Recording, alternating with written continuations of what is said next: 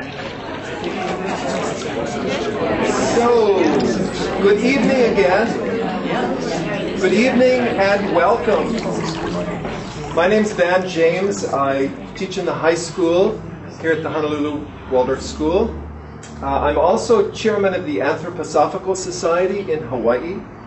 And this is a philosophical organization that promotes the appreciation of Rudolf Steiner's ideas and work in education, in the arts, in the sciences.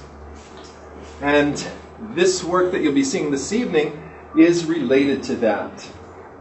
Iain Trousdell, Kiwi from down under, is one of the founders of the Healing Water Institute. And he has worked for many years with John Wilkes, the developer of flowforms. And he will show you what he has done out of his background in education and the arts towards developing technologies, new technologies that deal with the nature and the being of water. He's a father of 4 boys and a girl, and has been a Waldorf teacher for many years, as well as a sculptor. So I'll turn it over to you, Iain. Thank you very much. Please welcome Iain.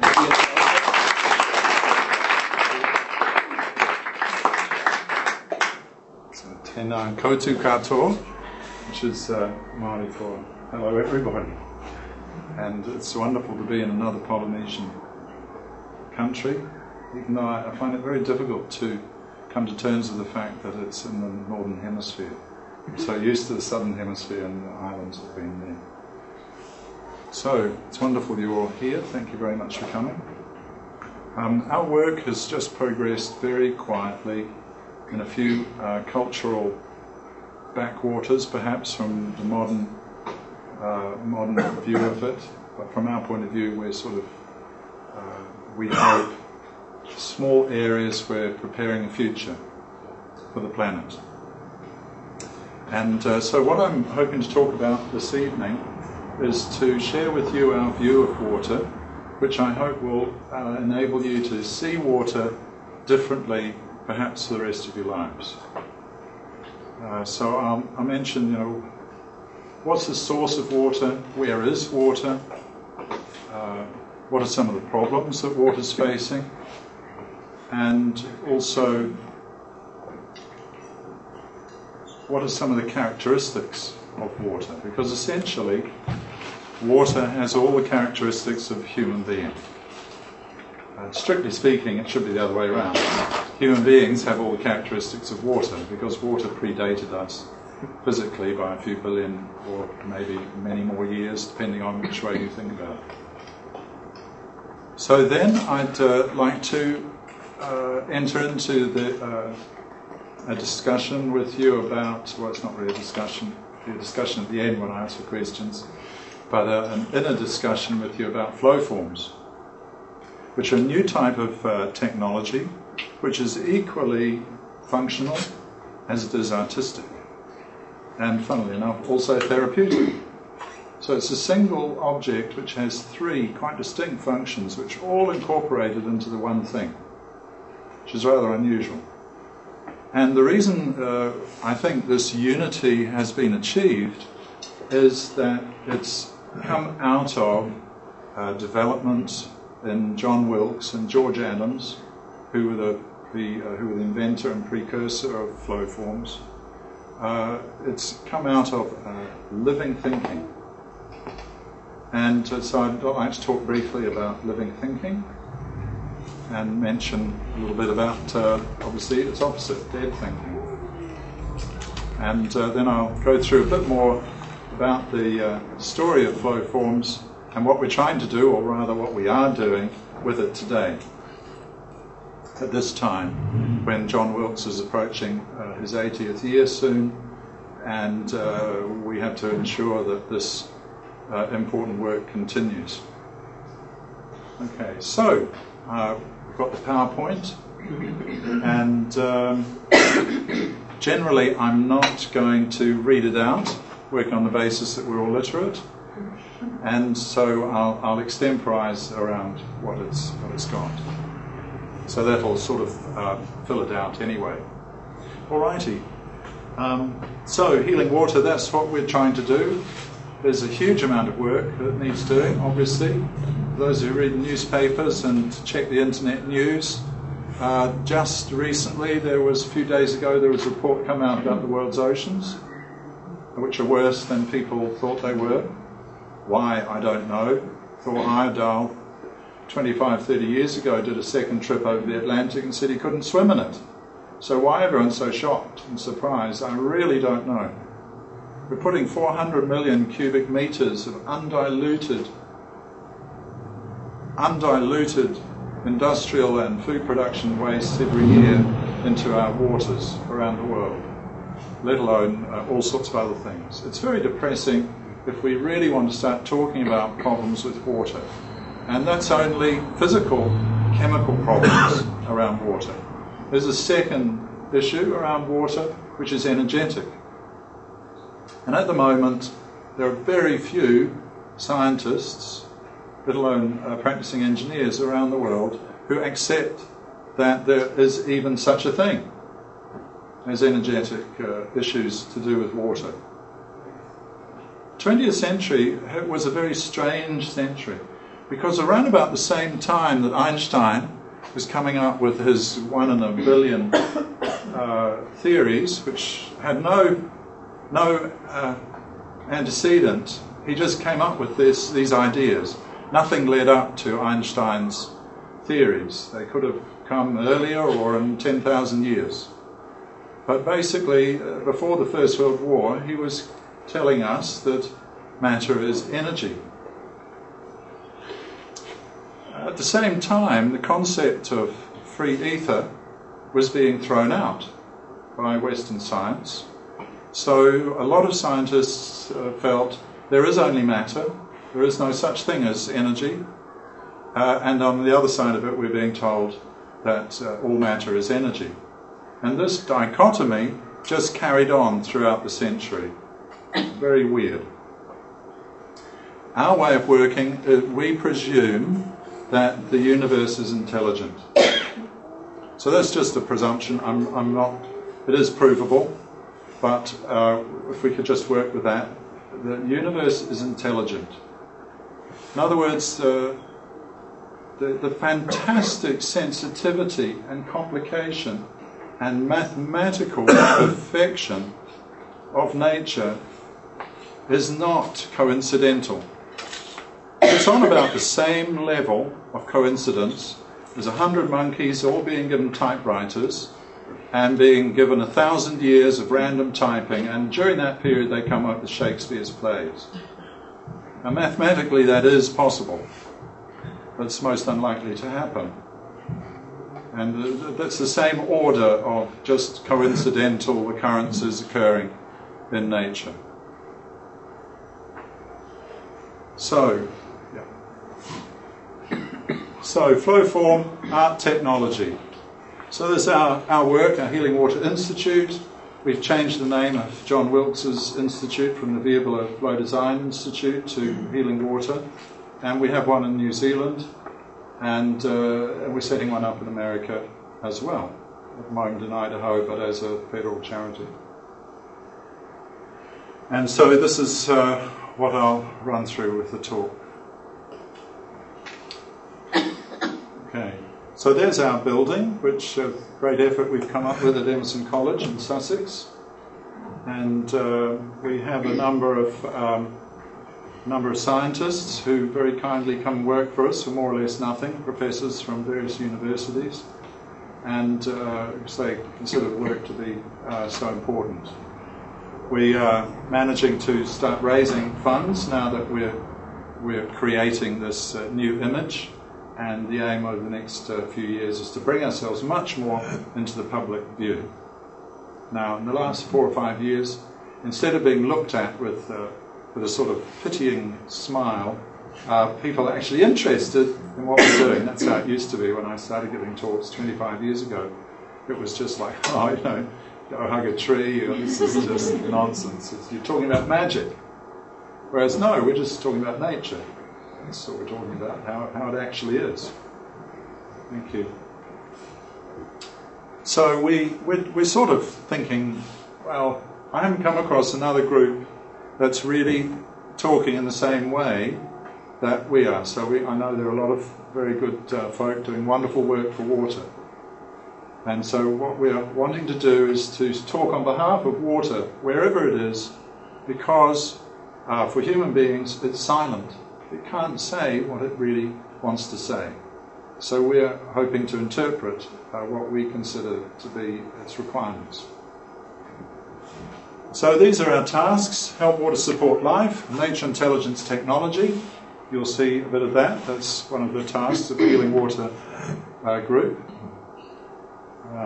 Develop and share comprehensive understanding of water, and also develop and share about living thinking. Okay, let's have a little look at water. Most of you will know these things, so hopefully it'll build up. But most of the water, like the ancient mariner saw, most of the water is of no direct use for land creatures. It's seawater. It's incredibly important. It's got the same composition as our own blood and lymph. Nevertheless, out there, it's a huge percentage and a vast amount of water on this planet. So we can see here, in the last 15 years, the science around water has, through the Hubble telescope and through capacity to pick up with spectrographs the various elements that are apparently at far distances from us, has shown that the molecules of water and the portions of water can be found in the furthest parts of space. And they've been there for a long, long time. About 5 years ago, a meteor landed somewhere in Nevada and it was taken to NASA. NASA split it open and they found inside some water. And that meteor had been aged at 4.5 billion years old. So we're unusual in that we have so much water on this planet. But water has been, from the beginning of time, from the start of all things, has been water.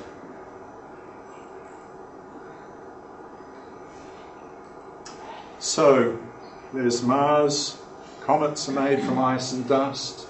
There's the Oort cloud, which is a great sphere around our solar system, filled with water vapor. And you can see these other things here. You can see we've seen so many planets now outside our solar system. We're down to calling them HD 189733b. We seem to have run out of Greek gods and what have you. So 1.7 is ice. So that's not salt water. It drops its salt, but it's again of no direct use to us. And if it melts, as we know some areas are, it runs primarily into the sea. So that actually leaves us with 0.8% of the world's water is fresh water. But I've got a further shock, which is that only 1/8 of that is the water you can see. The fresh, non-salty, potable or drinkable water you can see is 0.01% of all the water on the planet. That still boils down to about 11 billion litres. But, you know, in 1815, when the flush toilet was invented, it wasn't a problem. In fact, Prince George at that time, you know, who was Prinny, he was known as, and was with Beau Brummel, very effete. He said, if I wasn't a prince, I would wish to be a plumber. And there were plumbers who were fantastic things. So they're cleaning up London, you know, because normally you just biff it out the window. So things were being plumbed everywhere, and it went into the Thames. It wasn't really a problem. There weren't many people, and the Thames could handle it. Now, of course, there are mountains of this stuff of all the cities on the planet. And we're 6 going 7 billion. Last time I heard it was 6.7 billion people. And this, we're just throwing our stuff out into the water, and 11 billion litres of water is a vast amount, but it's really not all that much. It's about 2 litres per person. And we start having these huge numbers of people. Okay, now talk about peak oil. Peak water is a definite concern. Without water, we die in 4 days. So, without oil, we, get on our bikes.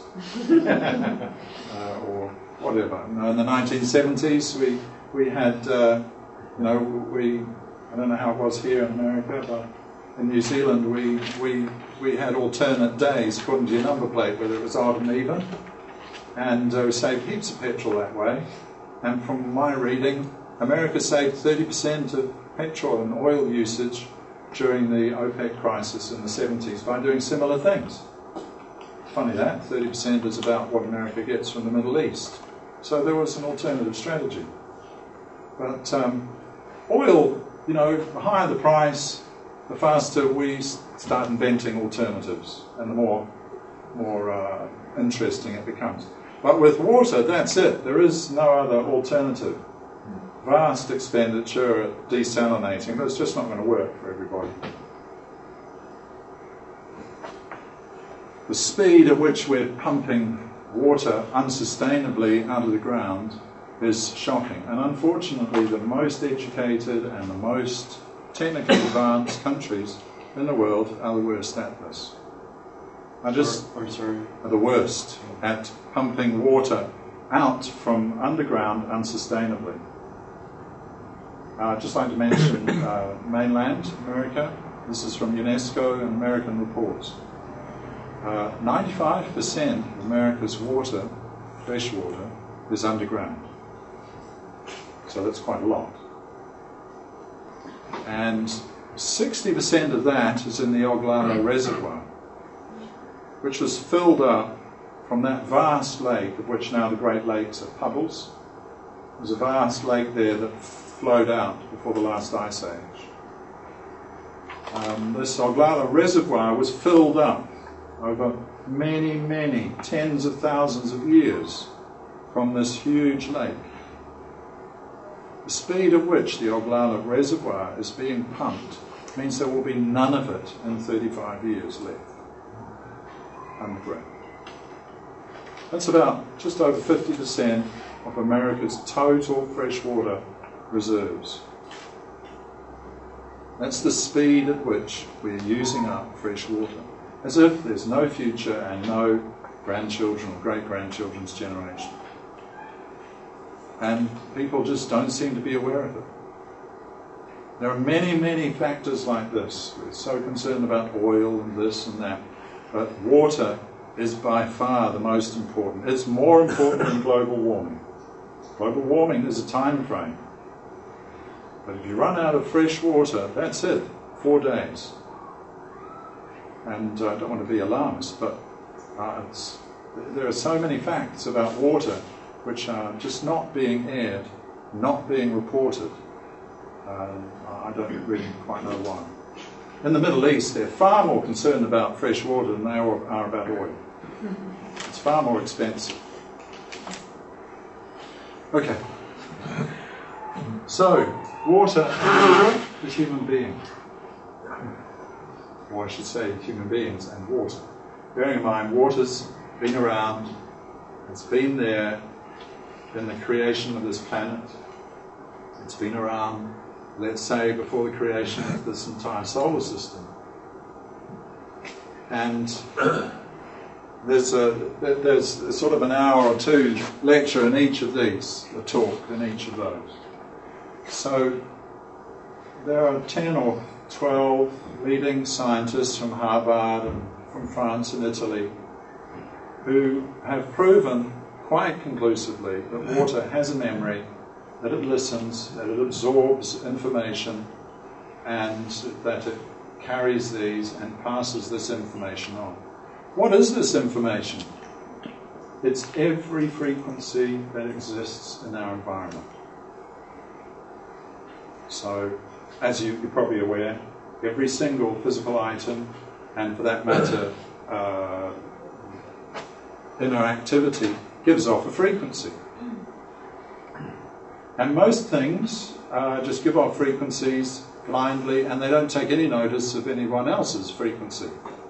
Water, however, absorbs every frequency and modulates and changes its own frequencies subtly and constantly.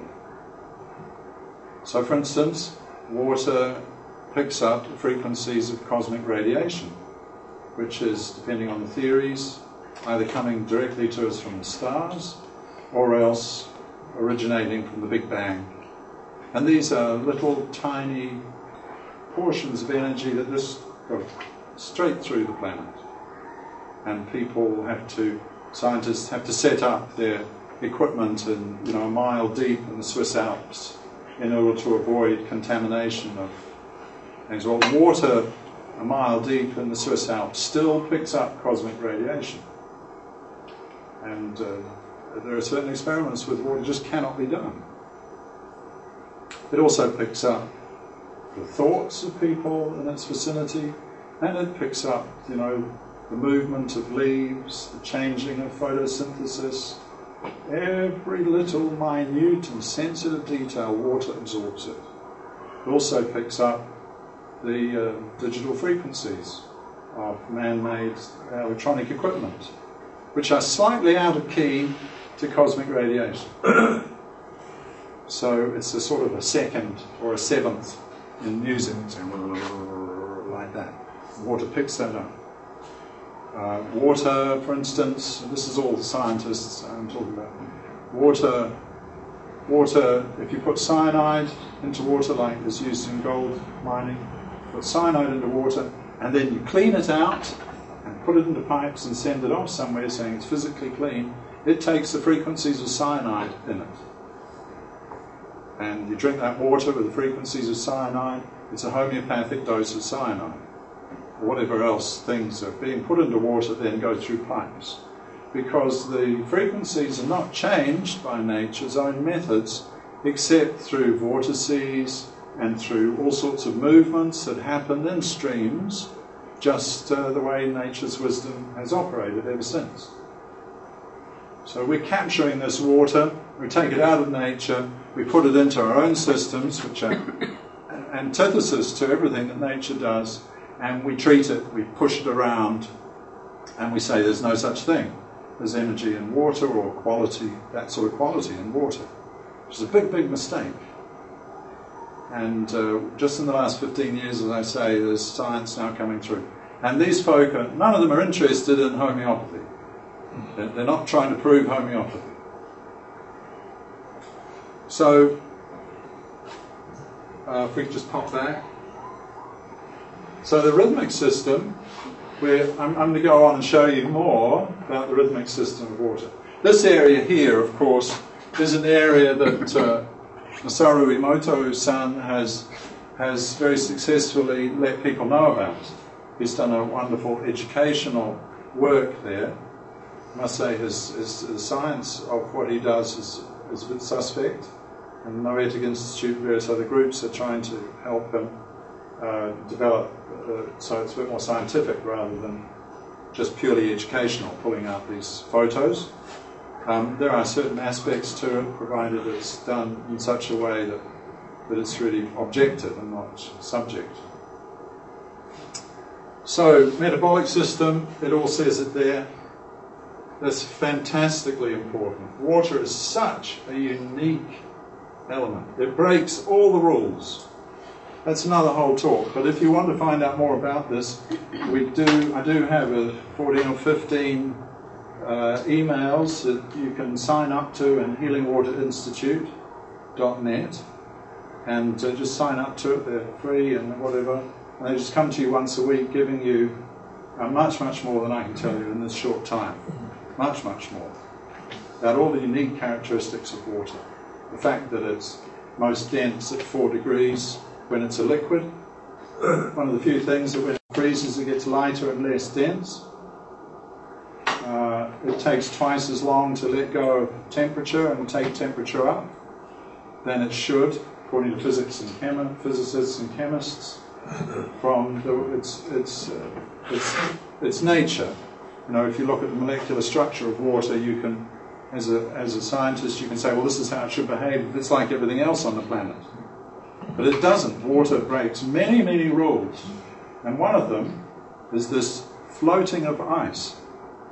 We've probably heard of this. If it did what every other liquid did, it would sink and the whole Earth would be a block of ice. It would never thaw out. If it evaporated and if it took in temperature and let go of temperature the way that it should, we would have 2 feet of all the oceans on the sunny side of the planet evaporate every day. And then at night time there would be phenomenal thunderstorms where all of this water came back down again. There are about 10 to 12 different things that run our planet because of water's unusual behaviour.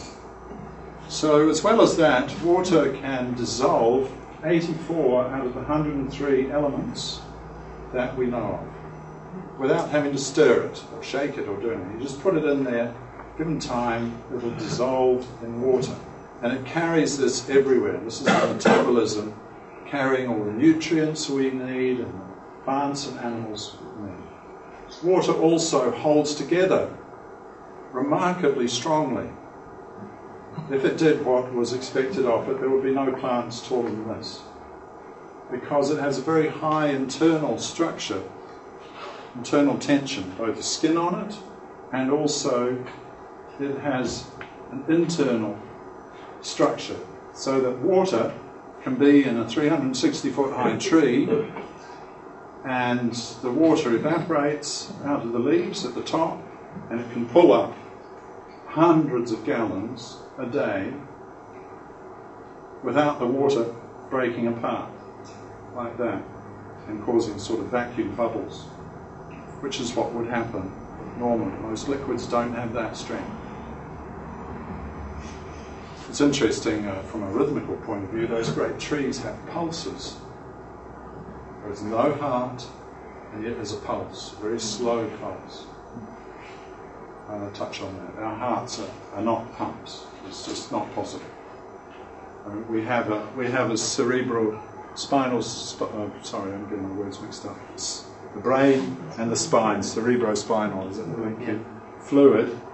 And for those who are osteopaths who work in this area, they know about it. There's all these rhythms moving on. There's no heart there. There's no pump to make this thing happen through the spine and out into all the nerves. No, nature has invented the heart when the organism gets quite complicated.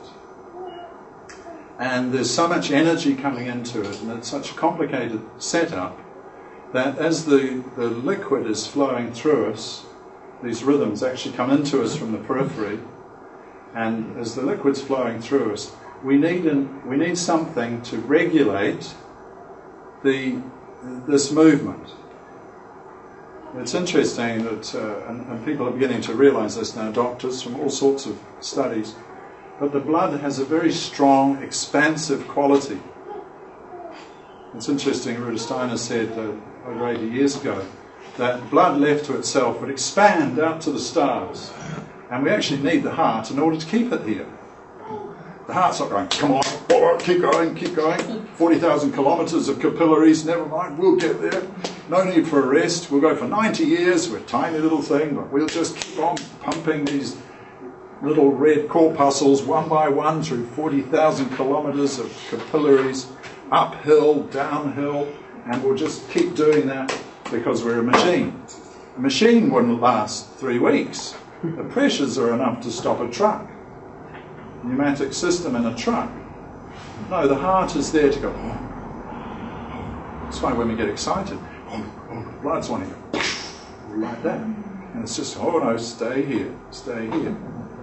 And so the heart is actually, in embryology, the heart is created by rhythmical movement. John Wilkes, a doctor in England about 20 years ago, created a tiny little heart that big out of water.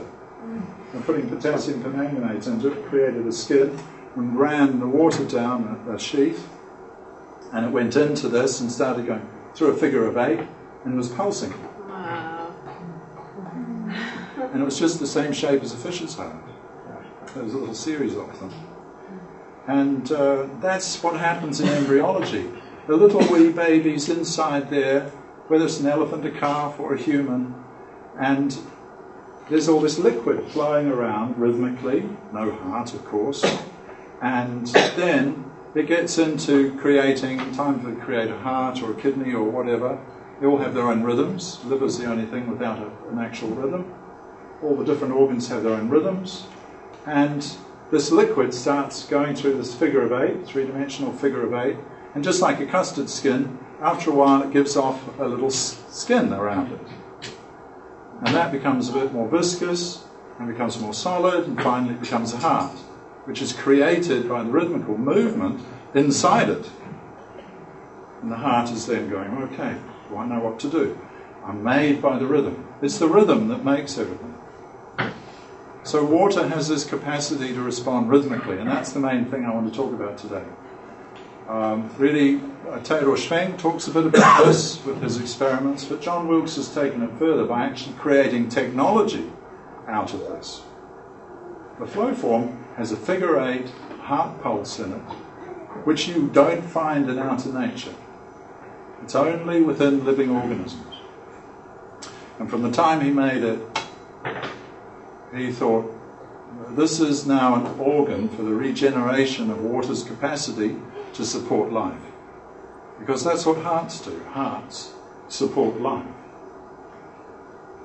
And, you know, this figure 8 is used in all sorts of things. It's the basis of all the Asian wisdom.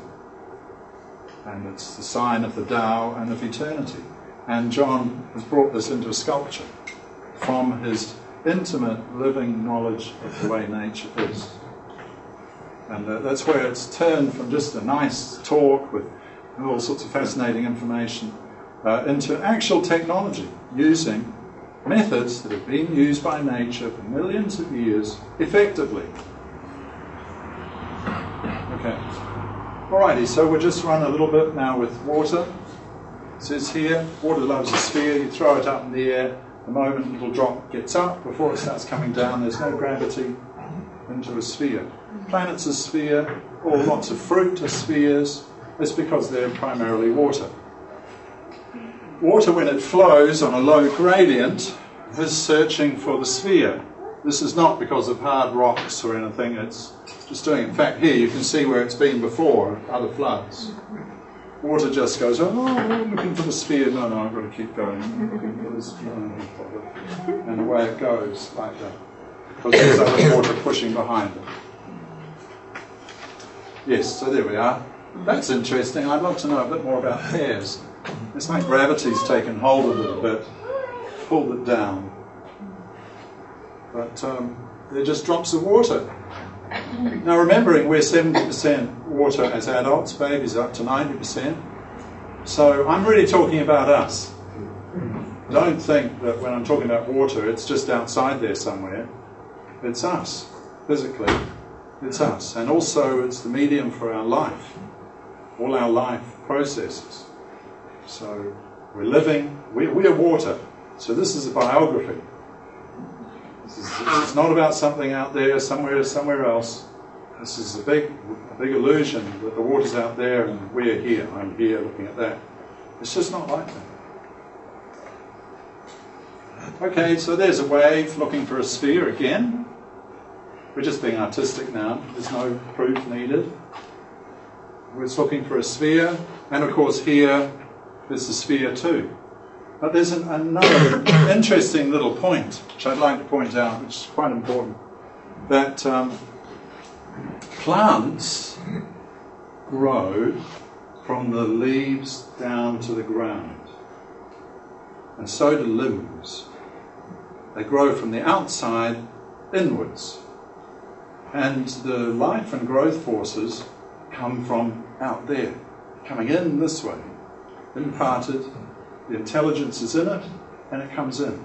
Now, if you want to, and I never got a photo of it because I didn't think about it, but I tied a stocking or a rope, or it was a rope around the branch of a tree, in fact several trees, and came back a year later.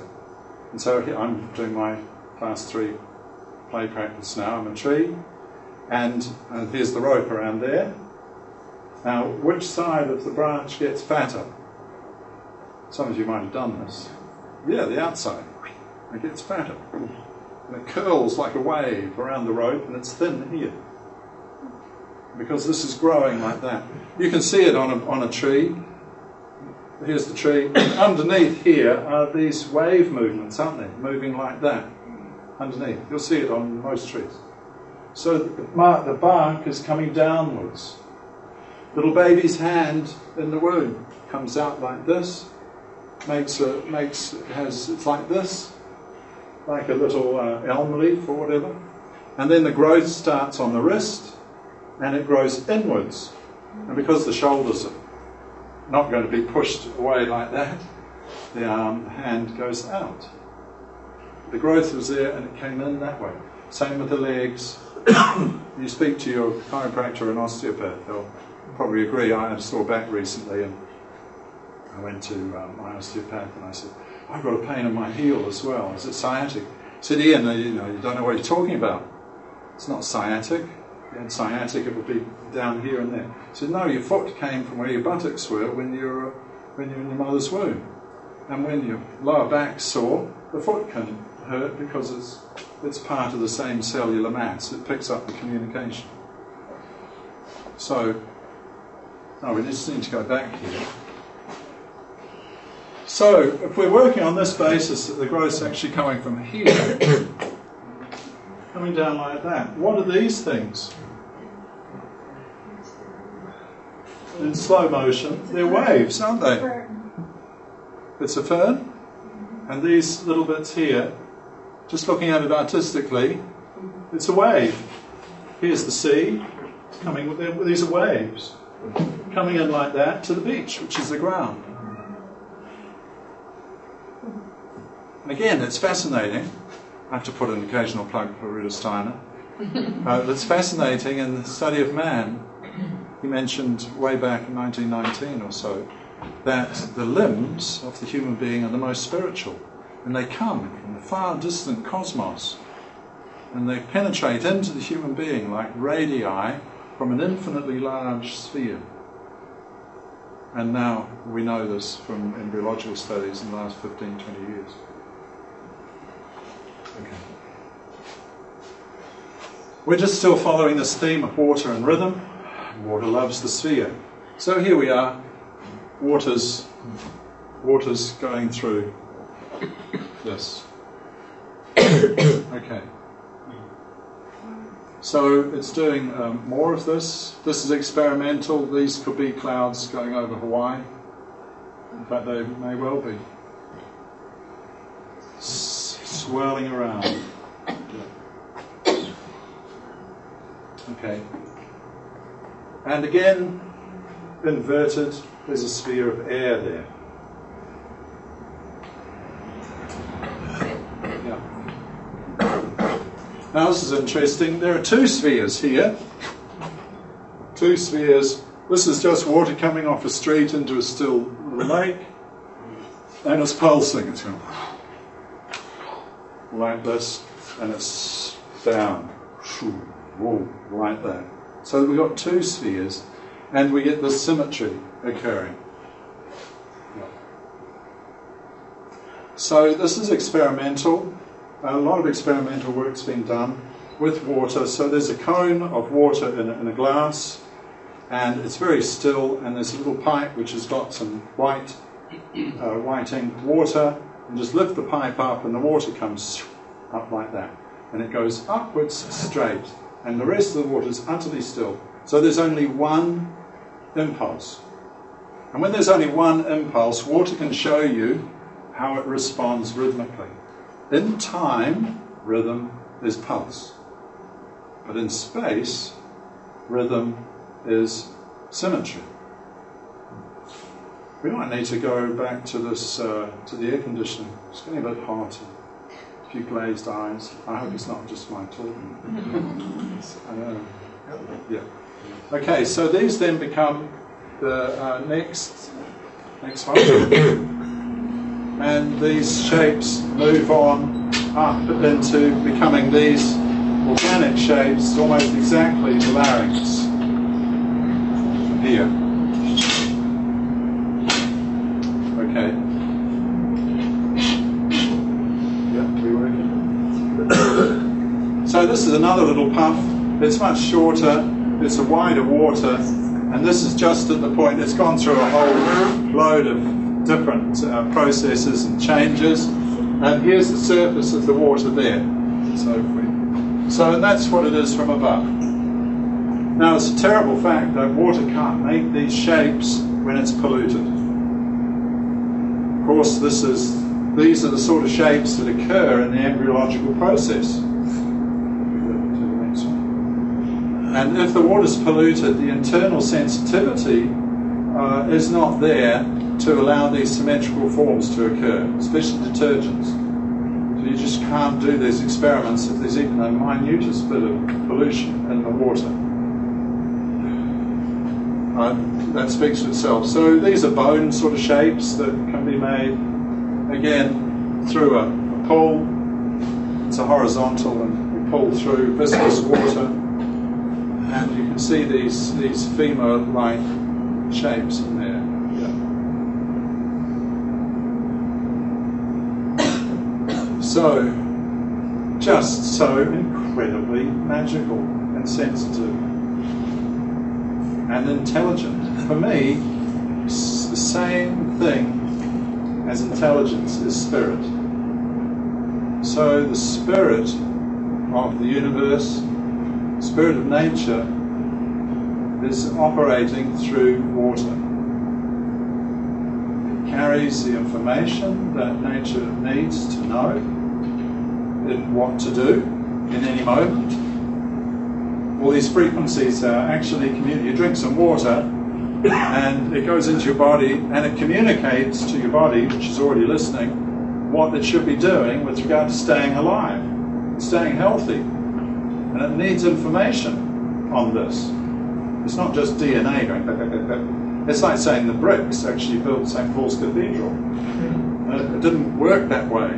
There was an architect.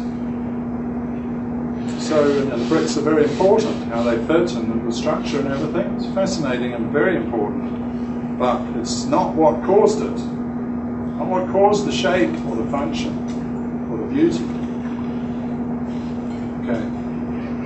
This is another little secret here. You can see straight, rhythm, chaos. So quite a lot of this is also has been brought up in chaos theory and modern physics. We're approaching it from observing nature. Yeah. So again, this is water coming up, and it goes through laminar, harmonic and turbulent movement. Yeah. And you can see here in nature that nature uses this as well. I was saying this afternoon that nature has very, very few ideas. I haven't been cheeky enough to try and count them, but I think you wouldn't get past the fingers of both hands. But it does them in millions of variations, themes and variations. Metamorphoses, constantly shaking out different things, but the basic ideas are very simple and very special, like this. This here is a delta from 30,000 feet. And you can see the trees. Again, more experimental water flow, and you can see the plant life. And again, it's interesting that you actually pull the brush through this way. Turn it back to the one again. Yes. This one? I was actually seeing it. I just saw a tree. I thought it was a veil painting of a tree in black and white. Yes. Yes, well, it could be a baobab or something. When you said it was, I went, wait a second, I missed something. Yes. Yeah. That was a little strange. It could be seaweed, sea vegetables, or It could be a little piece on the sand by the beach. Yeah. It could be the lungs. Yeah, it's really right. Yeah. Lungs. Yeah. And the next one.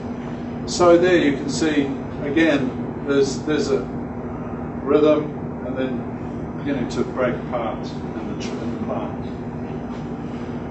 So basically John Wilkes worked with many people, and Rudolf Steiner took Goethe, this was Goethe's approach, Goethe in science, phenomenological science, where the human being becomes the instrument of scientific research and is able to live with nature in its form through time, and in that way realize that at any one moment what you're looking at is actually not the full thing. Take a plant, it's a seed, then it's a little plant, then it's a bigger plant, it's got a flower, then it's dying, and it falls away, and then there are more seeds. But where, in that moment, is the full plant? And Goethe said it's only within your imagination, if you've got scientific imagination. And he worked to find these archetypal images from which came the information to help nature create forms through time. That's good in science. There are methods of it. Spiritual science, which Rudolf Steiner took further, is where the human being, their inner life, becomes the field of observation. So the human being is the scientific instrument, the scientific sphere of research, and also the researcher. And it's Rudolf Steiner developed this as a scientific evolution of Darwinian and Galileo science, conventional science. Okay. Right, let's just keep going. So, John's question, would it be possible to create a vessel that presented sensitive surfaces based on nature's intelligence, which we've just been talking about, for water to run over so water could support life better? Yeah. Okay. This was his teacher, George Adams, and John worked with him for 3 years before he suddenly died prematurely. And George Adams, his primary teacher was Rudolf Steiner. Adams was a leading chemist and mathematician in Cambridge, and had colleagues and friends like Bertrand Russell. I've got a lovely quote there from him, I'll read it out. "Thought is great and swift and free, the light of the world and the chief glory of man." It's marvellous for a complete and utter materialist, and it's a complete opposite of Rudolf Steiner. They're both great thinkers. And George Adams, through conversations, set into studying the mathematics of nature at a very highly advanced level. There are only a very few people in the world who can do this mathematics to the degree that he did it. Bearing in mind he was doing it at a time when there were no computers. So this is a very simple series of forms, but the maths is very particular. And the maths, just to touch on it briefly, the mathematical shapes there are perfectly blended for these rhythms that I've been talking about to occur. So there have to be specific rhythms to create life forms. Yeah. Yeah. So the spiral, which again is a sphere in movement, is everywhere. Yeah.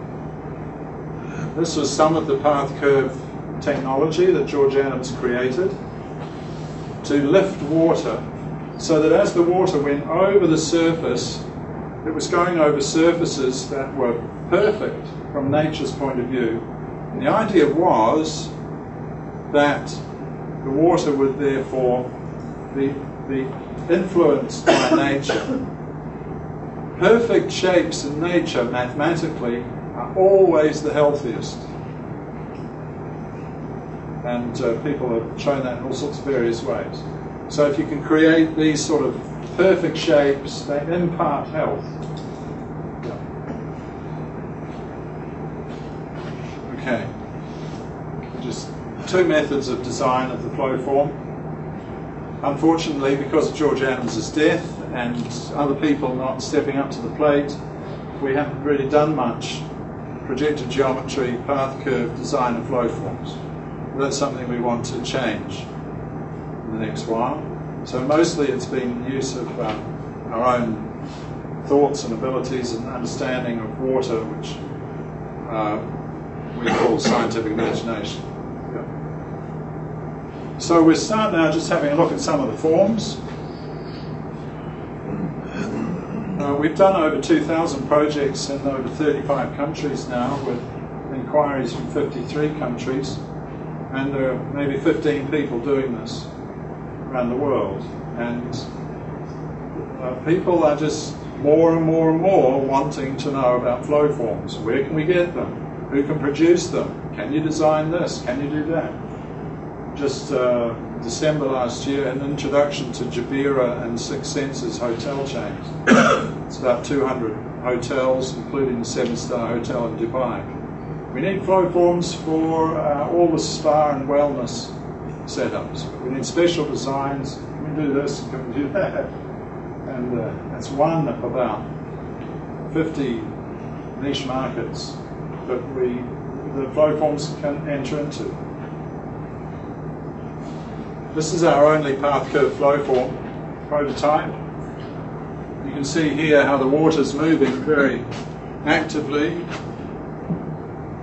Coming up here, through like this, going through this figure of 8. Yep. So you've got some of these here at school. John Wilkes has designed with several of his colleagues.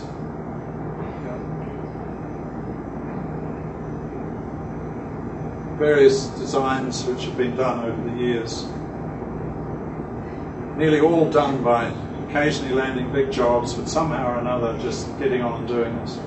I actually did all my designs were done somehow or another. I don't know how I did it, but done while I was teaching full time in the Steiner School. So on holidays and weekends and evenings we would do these. I once took a year off for a major project.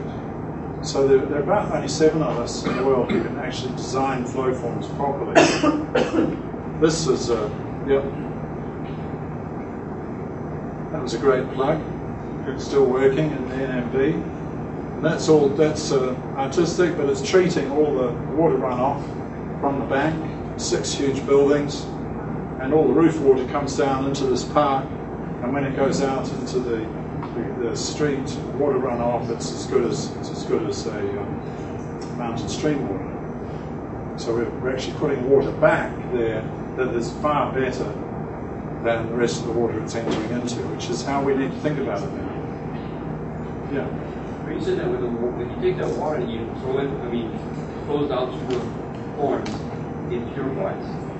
That's a question we need to look into. It purifies it a little bit, but it primarily increases the capacity for life in the water. So it changes the resonance of the water markedly. For purification, you need ponds, settling ponds, and plants around it, which are all planted in this. It takes things out. We can purify with certain aspects of it where the flow forms oxygenate very well, and the oxygen burns out certain impurities, especially iron and pathogens and all sorts of things. Will you be talking about how you actually test resonance? How do you know where are you applying these things? Yeah. Yes. Your example earlier, when you have an imprint on the water of, let's say, a gold mine or something, by rhythmically putting it through this, you're imprinting a new form on the water. Yes, we are. Purifying. We're purifying energetic pollution. Only to a certain extent do we purify physical, chemical pollution. There are all sorts of wonderful ways of doing that, and flow forms work in conjunction with those.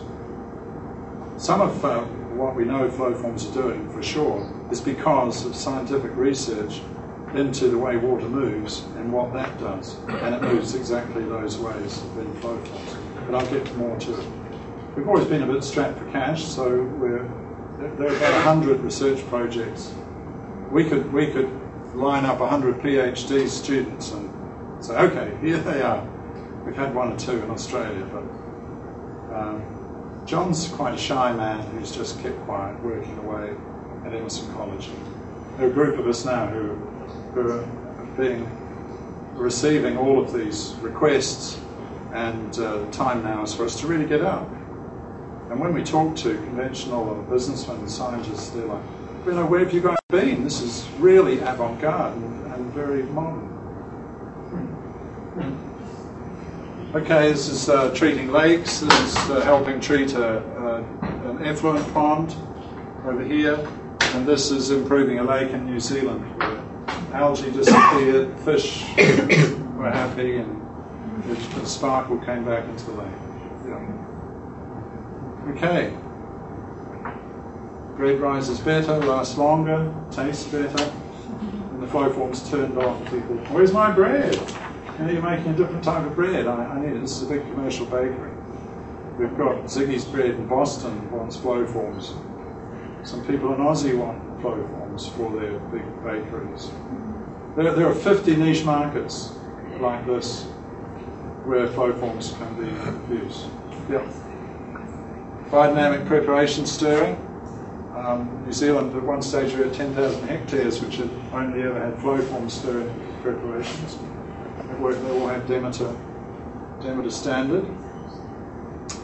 We also can transform dairy shed effluent very effectively and turn it into a liquid fertilizer so it can be sprayed out on the paddocks and not cause anaerobic sludge. Cows don't get mastitis from being put back. So instead of, normally it goes into a pond, it gets left to settle and the wind and the sun work on it, it gets pumped out, sprayed on paddocks. Cows can't get back for a month. We've got 4 or 5 farmers, biodynamic farmers in New Zealand, they said, cows back on in 2 days. And they're of course not buying superphosphate.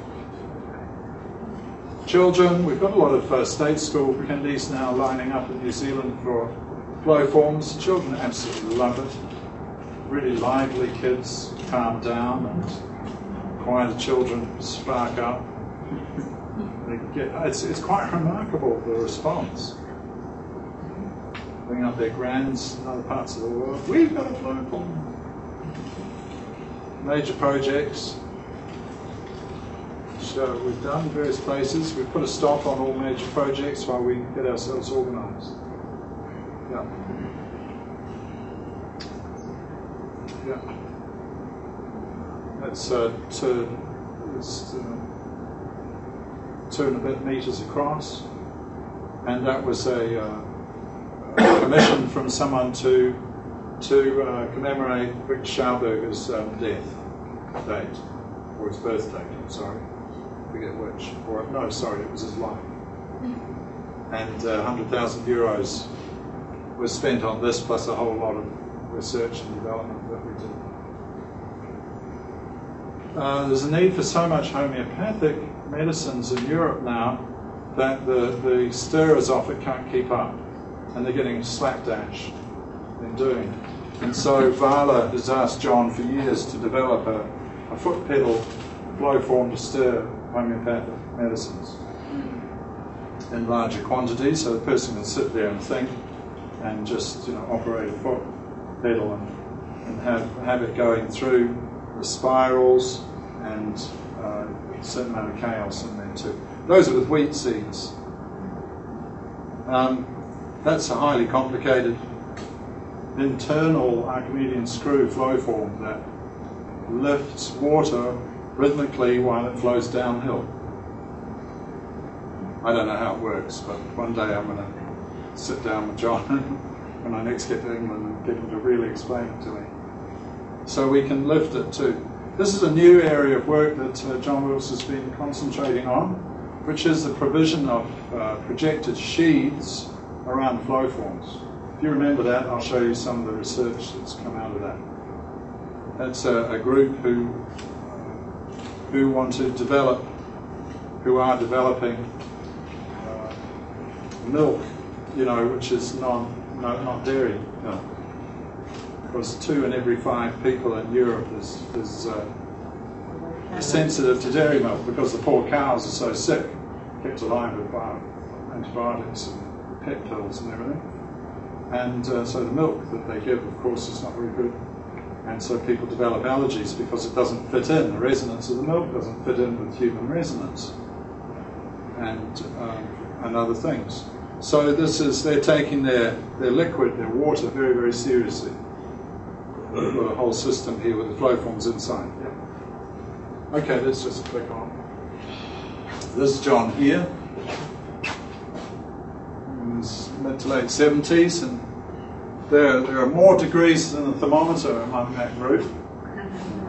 From various universities and different parts of the world who come in and go out and help us. I mean, if our aim, we should have $10 million or euros a year as a budget for our research, which is, about a tenth that Porsche spends on a hydrofoil, on an aerofoil, to develop an aerofoil. So that's where I'm hoping we're going to be going. There are bound to be people who realise this is important in due course. Yep. So this is some interesting research. There's if we just go back, this fellow here, Dr. Jürgen Schruchau, who works at Freiburg University as ex-NASA biologist, we organised $10,000, so he's been able to spend a lot of time with this gentleman here, who's a professor of planning from Milan University, and they brought together all the research and the theory that other people's research that supports flow forms, and that they feel is worthy of university level standards. And we're coming up to about 100 pages now. And yet there's probably another 200 pages of very interesting projects which raise a hypothesis for future research. So there's a vast amount of work that just all needs pulling together that we just haven't done because we've all been off earning money for families and things like that. This here is a step cascade. The water's coming from a polluted canal in Holland. That's a step cascade. This is for human beings. There's flow form. This is a flow form called the Malmo. That's the little Yarna flow form. And this is the Olympia flow form. And each of them has their own separate pond. And this is at the Van Monderhof Agricultural State University in Holland. Yep. Okay.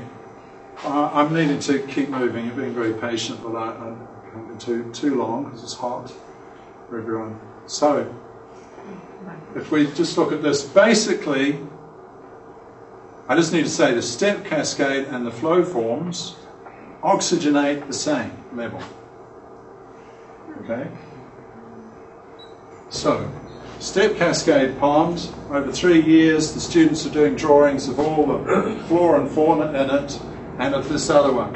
And to get it down to a nutshell, the step cascade pond would oxygenate the same as the flow forms. The pond in there, the biology and the botany in that pond was that of a pond. I mean, okay, you're all going, okay. But the flow form ponds had the ecology of a stream. And they oxygenated the same. So that raises all sorts of questions. We also have situations where a mountain stream from Norwegian mountains is coming down, goes over a waterfall into a pond. We take some flow forms from above the waterfall around the bank into the pond, and the mountain trout that are in that pond move over to the flow form water. Now, I've told that to a friend of mine who's a scientist in New Zealand. He said that's enough, that's all you need for research. That's a 4-year study by a top scientist. Because the fish aren't wrong. they're not like, oh, I'm going to make this experiment. They're just like, wow, that's nicer over there. And I've got a friend who had a little fish pond with goldfish filled with algae. He was running water from a tap over some rocks into the pond, and had plenty of water, and it was just running off across the lawn. And the fish were like swimming around like this, you know. And he was delivering stuff to our factory. I said, take the flow form, put it in. So he took a single flow form this big, put it in there, ran the same water through it, and then it fell over the rocks into the pond. And he said within 10 minutes, the goldfish were trying to leap up the waterfall. I didn't quite believe him, but anyway, he was absolutely sure of it. Like that. He said within a week, most of the algae had gone, and the fish were all swimming around reasonably quite nice and happy. And this is just simply, is it water that supports life, or is it water that doesn't support life?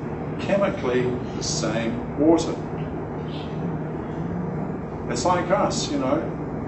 You wake up in the morning, you bounce out of bed, I'm ready to go.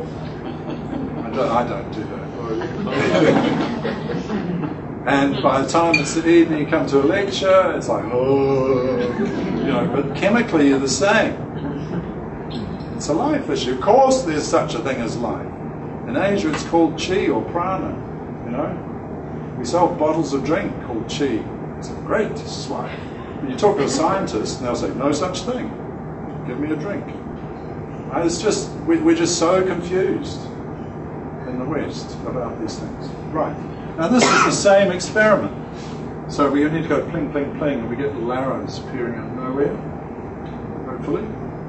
Yes? Oh. Right. There we go. So this is the step cascade. And this here is the flow form cascade. Water taken and given to plants that are grown separately from the same seeds, same mother plant. Okay, so you see here lots and lots of green growth, flowering coming late. Here, not much green growth and the flowers come early. If you study plants, this here is what happens when there's a lot of sunlight. This here, what happens when you're growing things under trees or in cloudy conditions. So maybe there's more light somehow, some sort of light in the flow form water, because these are all grown in the same environment. And my approach to this is, cripes, you know, well, the horticulture industry is going to really be interested in this. All of the people who grow flowers around the world, they like to have flow forms. It's another study, another niche market. This is interesting. I just heard from John a couple of days ago that GBASCO is going further ahead with another extension of this project. So it says all here, this little town in Italian Switzerland is running out of water. So they went 3 springs way up in the Alps, and they brought it down in pipes, big pipes, like that there. But this water, of course, had a mile or so of pressure on it, just going to blow everything up, and when it goes into tanks and everything, so they ran it through a hydroelectric turbine, a little one, to get electricity. It's all very good. But then the water flowed on through pipes, old pipes, and it was breaking the rust out, it was dissolving the interior of the concrete tanks that the town had, and it was dissolving the rubber washers in the town's taps. And it was very electromagnetically aggressive. And we think that probably the pH was also becoming acidic. So, this chap here, who'd heard about our work, said, right, let's try some flow forms out. And he had the checkbook, so he got 5 of these vortex flow forms and set them in. And all those symptoms stopped. And so they thought, whoa, what's going on? And they sent off to Emoto San's Austrian laboratory some water tests, water samples, and also to a laboratory in France who for 50 years has developed scientifically Aaron Reed Pfeiffer's method of crystallization. which he developed on Rudolf Steiner's suggestions. So these are the results of these. So this here is the spring water, and this is a concept this is a concept of harmonic order. It's called entropy. Harmonic order. And where there's a high level of harmonic order, you get a high level of life support. It's also used in study of societies. So, for instance, Singapore has a high level of entropy, a little bit forced on them, but there's no disorder there. Whereas Singapore has a low level of entropy. Entropy is the higher the level, the more the disorder. And whereas Darfur or other places is highly disordered. So I had a Chinese gentleman say to me when I was in Taiwan, that Confucius would be very happy with this one here, but not so happy with this. This is the time of the warlords, if it were a society, if you follow what I'm saying. This is the electromagnetic charged water after the turbine. And this is it after the flow form. Chemically, they're all the same. Now, when you drink this, it's not informing you of order and health and everything the body needs to understand.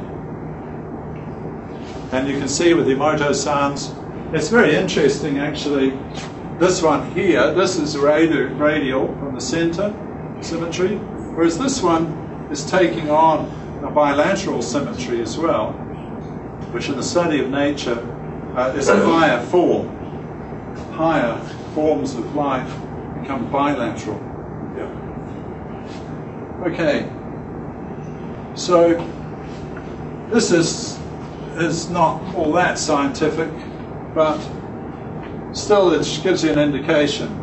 It's the same water, it's all treated at the same time, for the same length of time, but these ones here were just turned over, as it says, by a pump, and this one here went through a vortex flow form, which is a large flow form. And this method of testing with the seeds is developed by Dr. Herbert Kirk, who's a leading scientist in Stuttgart. Basically what's happening is that the seeds are telling you whether they like the water.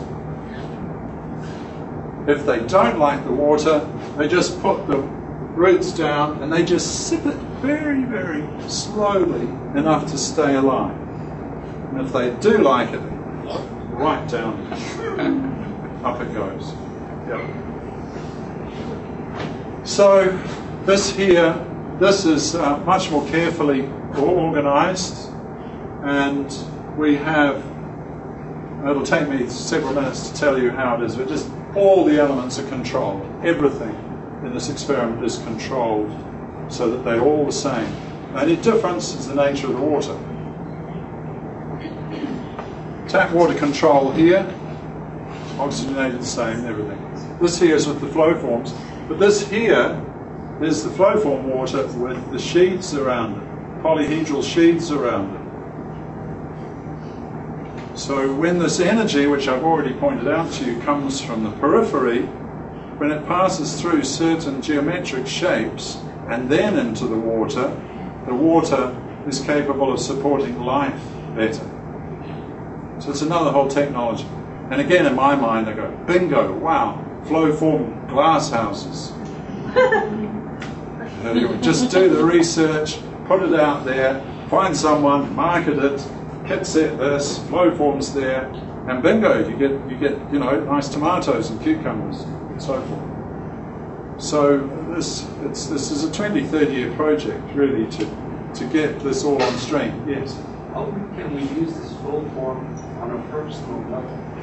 Yes, I'll remember that and come to it. Thank you. Yep. Okay, I just put these other methods of testing in here, just so you know we've got other methods of testing which have been, from Rudolf Steiner, have been developed for 70 or 80 years. Okay, this is by Theodor Schwenk, it's testing the jumpability of water effectively. When water's very lively, it jumps. When you drop it, it jumps. When it isn't, it goes. That's what it's testing. Yep. This is water being dropped onto a surface. Yeah. It's also the pattern. Yeah, it's all highly scientific and technical. Sorry, it's another 5 minutes to tell you all about it. We've got this equipment with us, so we're going to start doing some work once we find some more money to set it all up and get a person trained. But this is spring water, very jumpy. This here is detergent water, factory water out of a tap. Because when you pressurize water, it changes its resonance. It's coming through a pressure. Water loves to do this, contract, expand. In a tap, in a pipe, it's just being under pressure, going straight. It's like getting an Olympic athlete and putting them in a straitjacket and putting some concrete blocks and saying, okay, go and help those people. You know, it's just not going to do it. Can't do it. So there are some people working from Schauberger in New Mexico who are working on vortical pipes, for instance. It's a huge amount of money to replace all the infrastructure. Yep. Okay, commerce. It's a huge amount here happening. We just need to keep going. Okay, so in New Zealand, this little group here, for the last 7 years, the last 4 years they've been with me, for the last 7 years, I suddenly decided that someone was going to wake up sometime who had a lot of money and go, these flow forms are really got a lot of potential. And they pick it up and develop it and put the money in their pocket. And so we had a farm, so we sold the farm and put the farm into researching methods of mass production. I've got to say that right, it sounds so similar to something else we're also used to. It's interesting, Tony Blair said in a speech, he said there are definitely methods of mass distraction. Hang on, speech right. So methods of mass production, because if we had one big chain in America say send us 2 samples for each of our 500 shops, we'd spend 5 years doing it. They want it in 3 months, 2 months. So all of these marvelous ideas, they're just playing around in the sandpit unless we can produce in large numbers. 10, 20 containers a month if we had to. So that's what we focused on in New Zealand. And we've come up with 2 of them. The first one was a method of rotating composites. I've got other pictures, which I'm sorry I haven't brought. But it's anyway a 2-axis rotation run by a machine, by a computer. And instead of 2 days with solid concrete, we can do 3 hours with hollow composite, which is 75% natural sands and minerals. And we're working with people in Vietnam and Auckland on botanical polymers. Okay, and this here, the other one, this one here is ceramics, which we're having made in Vietnam, and I've got the first one there from Vietnam at the back of our smaller variety. Okay, just click by the next 2, no, and that one, that's a quick picture of the last 7 years, which I used to explain to investors and people who are interested in what we're doing, because it's absolutely wonderful. Here, the farm money ran out, so I mortgaged my home, and with my wife's mixed blessing. And then we had a good year trading, doing all sorts of things while we were inventing other stuff. And then we got some investors in from New Zealand, from Britain, Germany, and America. And we just had some new investors in here from Australia. And we're taking this little company here to be an international profitable company. So we're just on the verge of sending container loads to Australia. We've got one arriving soon in New Zealand from Vietnam. We've got some interest from America. We've had people tell us that Guyam.com's been after flow forms and no one can supply them, so I need to contact them. But we haven't wanted to do it until we can actually supply them. And we're setting up our Healing Water Institute, charities, and setting up our own production company in Vietnam. So we're this little group, but we've got this global vision. And it's wonderful. People have said, I want to be part of the story. They've come in and helped. Yeah. Oh, let's see what happens next. Yes. So, with some of our ceramics. And it's taken us a year with one of Vietnam's top ceramic factories to develop these, because they're very, very difficult. It's a wonderful Buddhist family that returned from Australia to Vietnam in the 90s after having basically been booted out after the American War, as they call it. And they are so capable and marvellous people, so we're very happy to be working with them. Yeah. Could I just ask what those specific forms are used for? Because in the earlier pictures you showed us quite complicated, long strands and forms of flow forms. Yes. These look rather self-contained. That's what we're trying to do, because personal use of flow forms, it's therapeutic. People relax. It's great if you're stressed. Many people who can't sleep properly, that turn on the flow form, it really helps them. We've got a Japanese scientist who's absolutely convinced that it changes the brain waves and even the heart function and the kidney function, just listening to mummy's rhythm, because it's doing a figure of 8 and going and going through this figure of 8. Very relaxing. Is it run on an deep electric level. pump? Pardon? Is it being run with an Yes, we have to use a pump at this stage, but we're working on, we solve things one thing at a time. So pumps, of course, have to be used. The water needs to be recirculated. And what we've done with these is we've come up with a flow form that needs no plumber, no electrician. It can be picked up, it can be taken from a shop, out of a box, put down, put in the water, and plug it in. Whereas previously it was ring up the plumber, ring up the electrician, see the doctor to recover from the heart palpitations at their prices, and then think about the 3 months it's going to take, and then receive the heavy concrete. Most of them, a lot of them have just stayed in the garage. Yeah. So when it goes through the pump, doesn't it get a new resonance put on it? Yes, it does, but we've found, especially with our biodynamic preparations, that the flow form is so powerful in this that it doesn't really seem to affect it. Again, it's another whole research area we need. But yes. Are you using this as well for drinkable water?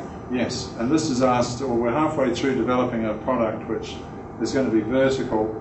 We've got stackable ones that fit in each other like that, and can have a filter and can be run straight from the tap, no pump needed, and then it goes through the filter and then out here and you can have the drink. But even with this one here, which has a tiny little fish pump in it, magnetic fish pump in it, if you get the water out of it, we've done lots of blind testing in New Zealand. Tap water, which is already quite good. People try that, they don't know where the water's come from. And it's got a slight sort of tingly taste, feels a little bit metallic and a bit jarring. And run that through this flow form for 10 minutes. First of all, it's all quite simple. After about 5-7 minutes, tiny little drops of water start leaping up in the air where they didn't before. It's not the waterfalls or anything. It's just the water's gone ping like this. And if you drink that water, it's smooth and silky and quite remarkable. Cats and dogs drink a lot more of it. You water your plants and they start growing more. I've even had people ring me up and say, what do these flow forms do? I'm not even watering the plant with it, it's just near it, and the humidity around the plant is sort of going. Yeah. So this is our marvellous friends over here. Here's the old man. He's one of Vietnam's leading potters, and went back to Vietnam. He's a Buddhist. He went back to Vietnam and started a factory again in a very poor area so he could help people in Vietnam. There's people there. He spent 15 years in Melbourne. So no one needs any help there. They're also rich. So this is Sonny, his son, who's at the age of 15 was technical manager for 800 workers, and then went to Australia and couldn't read English, and then worked really hard. And by the time he was 26, he had an engineering degree from the Royal Melbourne Institute of Technology, and went back to help his dad, and married Na, who's a Vietnamese architect. So they're a wonderful team. Yeah. This is our production system. This is we can use any sand, we can add seashells to it. This has got we call it abalone in marble, and we buff it up. It just looks magic. It's just nothing. It's 1/100th of the shine and glitter. It's fantastic. So with that, we'll be able to produce any type of flow form for anywhere and put them in containers. Setting up the factory in Vietnam, where they do everything just so quickly, and everyone works twice as hard as they do in New Zealand, at twice the speed, for a 50th of the wage, and they send money home to mum and dad. The Vietnamese dong is very, very, very cheap to live in Vietnam, and they're a country we really want to help by taking work there. So they're marvellous, very independent people. Yeah. Yeah. Okay. Now, we'll just keep going. These are all these functional markets. I'm going to nip through this and then we'll finish. If you've got any questions, thank you for your patience. If we just pop back. No, we hadn't even analysed what all the projects were, and all the niche markets, and all the marketing around it. So we've got a product which has had 2,000 successful prototypes in over 50 niche markets worldwide, in 53 at the moment countries wanting it. So it's a really strange commercial situation. We've got a very successful product with immense potential, which has rushed off like 100 horses out of the stables, and there's a few stable hands left back there going, "Cripes, what are we going to do about this?" We either just let it all fritter away until someone comes in and says, "Okay, I'm going to pull all this together, treat it like." So we're slowly trademarking the word flow forms and doing this and doing that. So retail commodity flow forms, that's our main thing we're going to push, because we can produce in large numbers. Interior design, well, hotels, already said, motels, if it helps people sleep, if it's relaxing. It just goes on and on. Landscape's the one we know the most, of course. Yeah. Health and well-being is huge. The green spa movement in America. I've called into Hawaii because I just had this strong feeling I had to come to Hawaii. We're trying to develop further networks, make new friends. But I'm really heading to San Francisco to have serious meetings with people. So the green spa movement throughout the whole of America wants flow forms. And that's just one. Hospices. It's wonderful in hospices. Alzheimer wards. We've set up several in Alzheimer wards. If you've got the time, I'll tell you how it works. It's absolutely lovely. These dear old folk, when Alzheimer's starts kicking in, you're probably aware, you get what's called biological agitation. And you just want to escape. It's a sort of biological depression. That happens with biological depression too. And so that they've got to get up and move, get out of there. So it's either TV or drugs. It just keeps them there. But they just want to move, escape, get away. So we have this lovely system where they can get up and they go out a door. Say this is the ward. There's a door here. So they head off. They go out the door, and outside is a garden with a lovely fence, with creepers all around. And there are some flow forms doing the figure of 8 with the heart pumps and seats. So they sit there for a little while and they look at it, and then they really calm down. And we've got this, there was one old lady in particular in Denmark who would go out there every day for hours, and she'd just sit there, and she took a little security blanket with her and sit there and suck her thumb. And it was just, she just loved it. She was just way back to being this lovely little child. It was quite wonderful. And then she'd come back for the meal. Before that, she used to get really angry and upset. And so when they've had enough, they head off on this adventure. They find another door and they come back and it's straight back into the ward. And then it's maybe tea time or whatever, and they relax. So it's lovely. All sorts of reasons. Education, of course, we know all the purposes there. Very good for senses. All the senses, all 12 of the senses are enhanced through flowform play. Yeah. Tap water treatment is a biggie. Everywhere I go, people want it for tap water.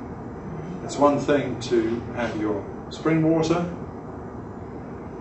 It's another thing to have your energetic water, because the spring water, I don't want to disappoint you about the spring water. Many bottles of spring water have got water in it. They've got cadmium in it, all sorts of chlorides, all sorts of stuff. It's worse than New York tap water. It's just not possible to produce 30 million litres of pure spring water every day, which is what's drunk in America. It's just not possible. So I'm not quite sure what's going on. But it'd be nice if you could get it out of the tap, runs through a filter, and then it goes through the flow forms, and it's like from mountain stream. Pond treatment, all sorts of things we've done with pond treatment. Swimming pools included. Great reduction in chlorine. Anyone got a swimming pool and would you like your swimming pool to go through a mountain stream? No one says no. And back into the pool. A flow form does this about 5 or 6 times. Your average drop of water will go through a flow form 5 or 6 times. You put some ink into, a little bit of ink into a flow form, and there's still ink in the water 12 oscillations later. So I'll just say 5 times. So just unravel that ball of wool. It's from me to Florian, 1. So 5 times is somewhere towards the back of the room. And that's that much of forward movement. So your mountain stream will go forward, it'll have a little meander, it might be that much, over that much distance. The water movement. With us, it's 10 times the distance, maybe 15. And so a flow form stream is the same as a mountain or a mountain stream, 15 times smaller. So you put in 10 meters of flow forms, it's about 150 meter stream. And then you add in figure 8, pulse, figure 8, and all the energy intensification. It's phenomenally efficient technology to improve the most important substance for us in a small area. You can also do them vertically. So as people get more and more concerned, this is the one we're doing for the tap water. People get more and more concerned and aware about water. Flow forms are going to be there. There'll be less and less fresh water, be less and less really good fresh water. And if you've got a technology which can make that fresh water go much further for a smaller amount of water, it will in due course become a very important technology. And it's using nature's own methods. We don't have to worry about it, because it's all our dead thinking. It's created all the technology that creates all the dead. So dead thinking, dead mechanical thinking, creates machinery, and takes hold of matter, breaks it up, throws away the pollution, and pulls the energy out of it. All of the environmental problems on the planet are caused by dead thinking. If we had living thinking, we'd have inventions like flow forms to run it, which would be non-pollutant and in harmony with nature. So the most important thing is to develop living thinking. And I know I'm biased, but I have tried many, many different ways of studying about life. Rudolf Steiner is the only modern person I've come across who sets out a scientific method for developing living thinking. You can develop it in ancient traditions, and folk do that, but then they live a Western method of life, and they use Western science. They have their own spiritual life, and they use the Western scientific methods. You can be a scientist, PhD in a Taiwan university, and a Tai Chi master at the same time, and they're separate lives. Whereas we've got to bring it together so that there are these new, absolutely new methods. Agriculture is immense. We've even tried areas where we don't put the biodynamic preparation in, we just throw out the flowform water, and it changes things. We're quite convinced that the flow forms are to water what water of education is to teaching, and what biodynamics is to the earth. And so from our point of view, it's healing water, and the flow forms are one of the technologies. F1 treatment, I mentioned that. Yep. And we're flying it on here, and you can probably do that in New Zealand, other countries. It's flown on with the biodynamic preparations with helicopters and planes. Yep. Industrial. This here, people take their environment. This is in the cheese curing rooms in a Swedish cheese factory, and they have the flow forms operating to humidify the entire environment, so the cheese has this extra quality in the air, because flow forms treat the air as well through the humidity. Yeah. What's the one on the right there? On the right, yes, sorry, that's that one. Grain washing here.